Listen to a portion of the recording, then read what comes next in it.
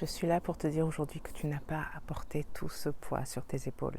Tu n'as pas à ressentir physiquement et dans ton énergie le poids de toutes tes responsabilités, le poids du monde sur tes épaules en permanence. Oui, tu peux être plus légère.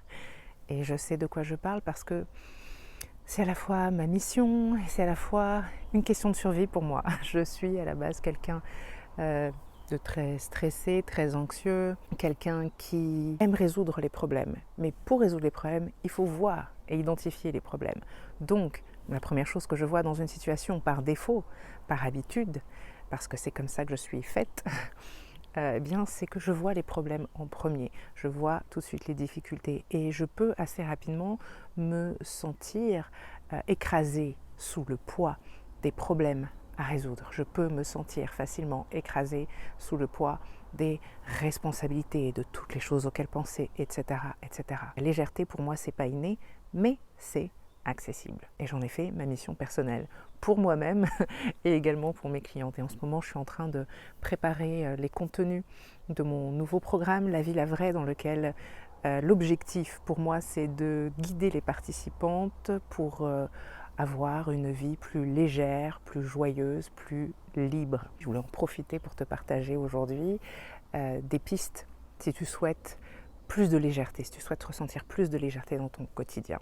Surtout si tu es comme moi, donc quelqu'un de plutôt sensible, voire hypersensible, quelqu'un de plutôt stressé, anxieux de nature. Première chose, je pense que c'est important de vraiment intégrer, avoir conscience que tu n'as pas besoin de sentir physiquement le poids du monde sur tes épaules, d'accord ? On néglige trop souvent le corps, je ne le répéterai jamais assez, et eh bien, la façon dont on va ressentir cette impression d'avoir le poids du monde sur nos épaules, ça va être extrêmement énergétique, mais aussi très concrètement, très physique. Peut-être que tu sens que ta posture a tendance à être comme ça.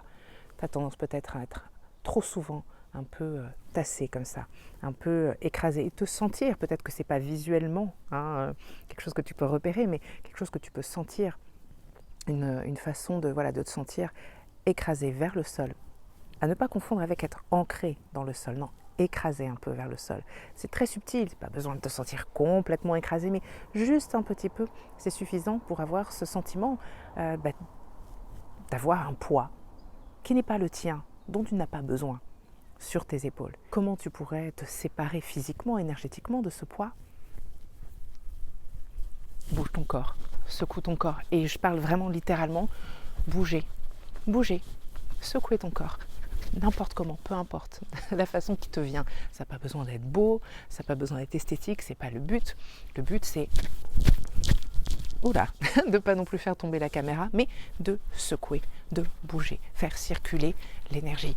Ok, cette sensation de lourdeur, c'est aussi de l'énergie qui ne circule pas dans ton corps. C'est de l'énergie stagnante et de l'énergie négative stagnante. Parce que l'énergie positive, elle a tendance justement à nous élever, à nous faire nous sentir plus hautes en énergie, en vibration, etc. Donc, évacue physiquement, énergétiquement, simplement en bougeant ton corps, ces énergies négatives, ce poids qui te pèse, cette énergie stagnante. Bouge comme tu veux, tu peux le faire en faisant du sport, mais simplement bouger de façon intuitive. Fais confiance à ton corps, fais confiance à tes besoins, à ton intuition.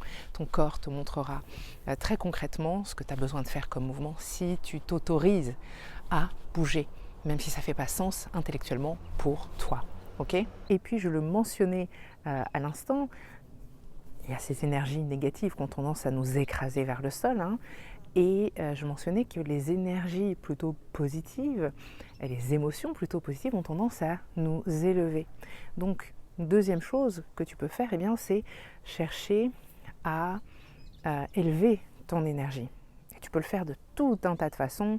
On va explorer ça bien sûr plus en détail au sein du programme, mais ce que tu peux faire déjà, c'est chercher à changer d'état d'esprit et commencer à ajouter de la légèreté en voyant les choses sous un autre angle. L'état d'esprit, c'est la clé de beaucoup de choses, autant que le corps est la clé de beaucoup de choses. C'est jamais une chose à 100% et rien d'autre, c'est un peu de tout.